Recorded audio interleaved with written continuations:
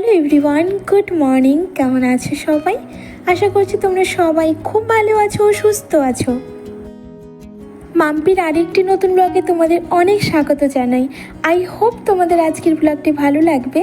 আর যদি ব্লগটি ভালো লাগে তাহলে সম্পূর্ণ ব্লগটির সঙ্গে থাকার অনুরোধ রইল। আজ সকালবেলা ঘুম থেকে উঠেই না এনার্জি লেভেলটা এত লো ছিল, তো ভাবলাম কাজকর্ম আজ পরে করব। সব কিছু বন্ধ থাক, সবার প্রথমে চাটা খেয়ে নিই।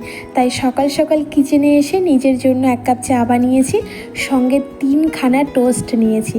তারপর জমিয়ে জানালার ধারে বসে চা খেয়েছি আর অনেক ভাবনা চিন্তা করেছি। হ্যাঁ, কাজকর্ম নিয়েই ভাবনা চিন্তা করেছি যে কি কাজ করব।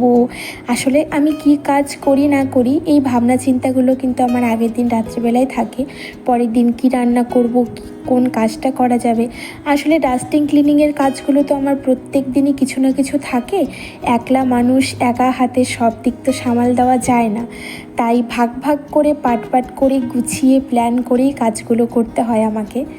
তো দেখো, চা খাওয়ার পরে কিছু বাসন ছিল, সেইগুলোকে মেজে সোজা সবজি কাটতে শুরু করে দিয়েছি। কারণ রান্নাটাকে বসাবো, রান্না করব, দেন ওপরের ঘরে গিয়ে সমস্ত কাজকর্মগুলো কমপ্লিট করব।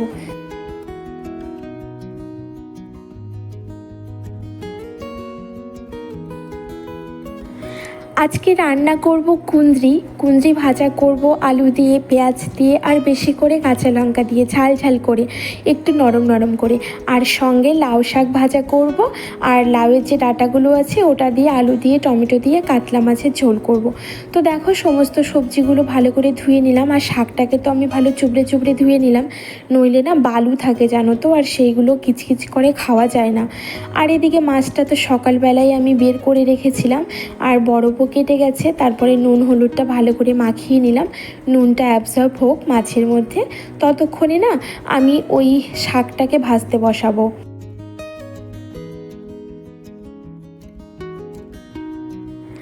লাউ শাক কে কেমন করে ভাজা খাও আমাকে জানিও তো।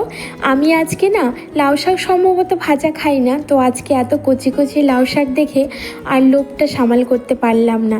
তো এর আগের দিন যেহেতু বরবটি ভর্তা খেয়েছি, তাই আজকে আর ভর্তা করলাম না। ওই বেশি করে কাঁচা লঙ্কা, একটু কালো জিরে আর রসুন ফোড়ন দিয়েছি, আর তারপরে শাকটাকে দিয়ে দিলাম। পরিমাণ মতো নুন, মিষ্টি আর সামান্য একটু হলুদ অ্যাড করেছিলাম, যেহেতু হলুদ খেতে হয় না। আর তারপরে নাড়াচাড়া করার পর সামান্য একটু গরম জল অ্যাড করেছি, কারণ শাকটা যদি সুন্দরভাবে সুসেদ্ধ হয়ে যায়, নরম নরম হয়, খেতে কিন্তু ভালো লাগবে। তারপরে ঢাকা চাপা দিয়ে এদিকে মাছটাকে ভাজতে বসালাম। মাছটা ভাজা হোক।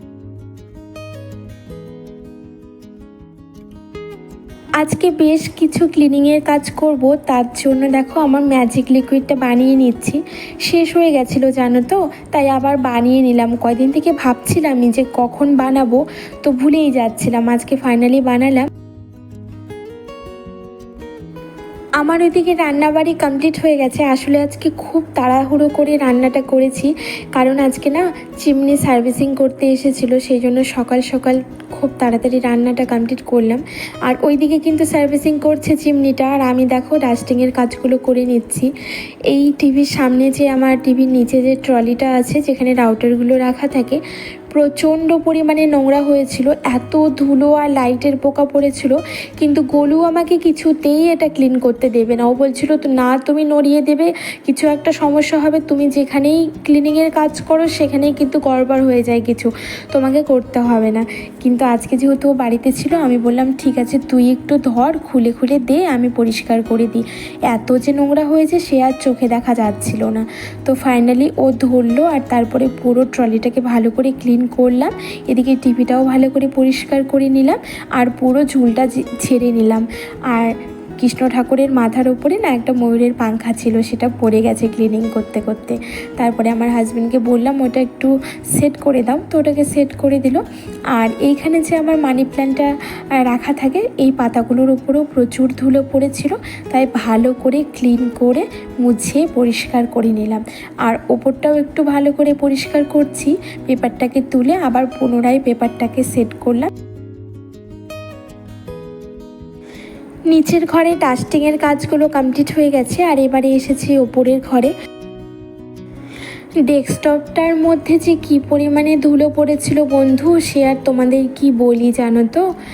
এত পরিষ্কার করতে হয়, এত পরিষ্কার করতে হয় যে আমি হাঁপিয়ে উঠি। আর গোলু তো সবসময় খিটখিটে করতেই থাকবে। ও যদি ডেস্কটপে হাত দেয় তাহলে বলবে মা ধুলো পড়ে আছে, তুমি পরিষ্কার করোনি, তুমি ডাস্টিং করোনি। তো বেশ কিছুদিন থেকে আমাকে বলছিল তুমি একটু পরিষ্কার করে দিও, প্রচণ্ড পরিমাণে ধুলো পড়েছে। তো আমি না বেশ এক সপ্তাহখানেক হয়ে গেছে পরিষ্কার করিনি। তো আজকে ভাবলাম ঠিক আছে, স্নান করতে তো দেরি হবে, ওইদিকে কিচেনের চিমনির কাজ চলছে। তো ওনারা গেলে তারপর আমি কিচেনটাকে ক্লিন করব, তারপরে স্নান করব। তো ততক্ষণে বসে থেকে তো আমার লাভ নেই, তো এই কাজগুলোকে কমপ্লিট করে নিই। তো দেখো, বলতে বলতে আমার সম্পূর্ণ ডেস্কটপটা ভালো করে পরিষ্কার হয়ে গেল, আর ঢাকা চাপা দিয়ে ভালো করে রেখে দিলাম। আর এইবারে পুরো ঘরটাকে ভালো করে ঝাড়ু দিয়ে নেব।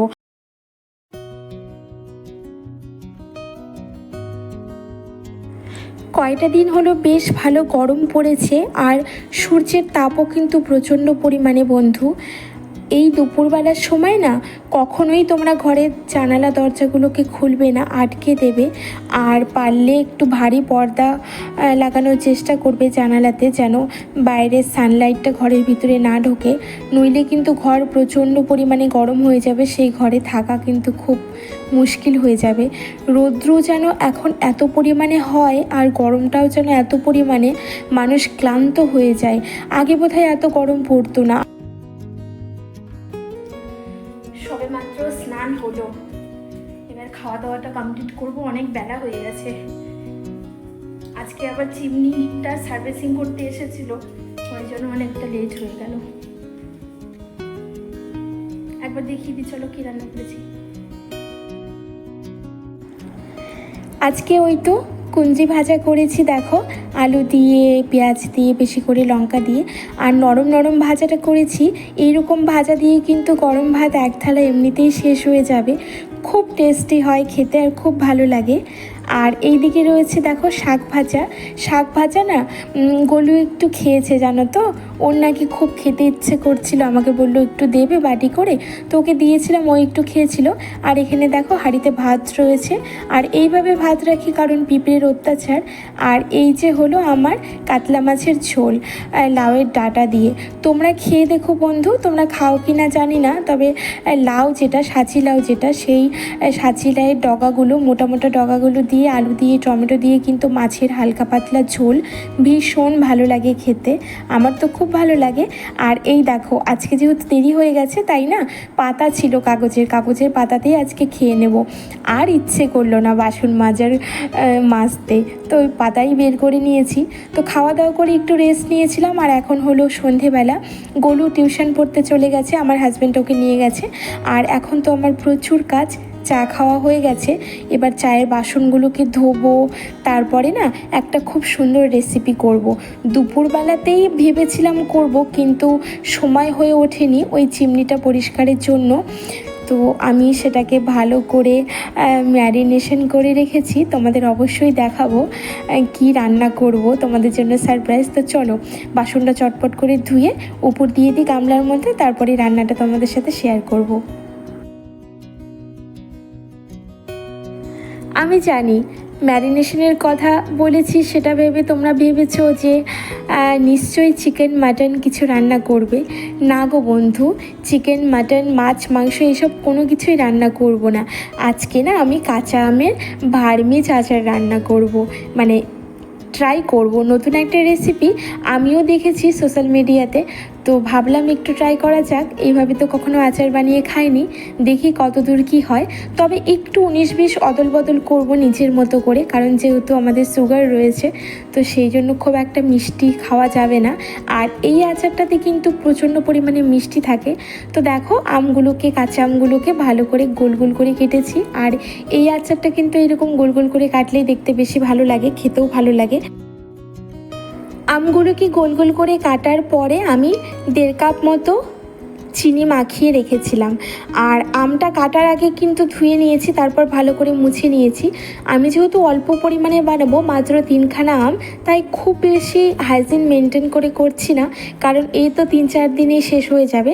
আর তোমরা যারা বেশি করে বানাবে তোমরা কিন্তু একটু সাবধানে বানাবে, কারণ আচার তো জানোই বন্ধু, অসাবধান হলে আচার বেশি দিন সংরক্ষণ করা যায় না। আর ফ্রিজে সংরক্ষণ করলে ঠিক আছে। তো তারপরে দেখো একটা মশলা বানিয়ে নিয়েছি, আর মশলার মধ্যে ছিল গোটা ধনে, জিরে, তারপরে একটু কালো জিরে আর মৌরি। তো ওই মশলাটাকে গুঁড়ো করে নিয়েছি, আর ওই কড়াইয়ের মধ্যে চিনি দিয়ে ম্যারিনেট করা আমটাকে ঢেলে দিয়েছি। তারপর ঢাকা চাপা দিয়েছি, আর কিছুক্ষণ পরে একটু কাশ্মীরি রেড চিলি পাউডার আর হলুদ অ্যাড করেছিলাম।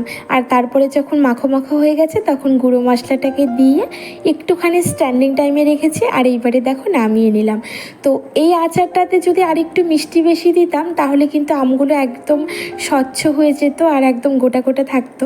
তো তারপরে দেখো বসে তোমাদেরকে টেস্ট করে বলছিলাম যে খুব ভালো হয়েছে আচারটা, তোমরাও বানিয়ে খেও।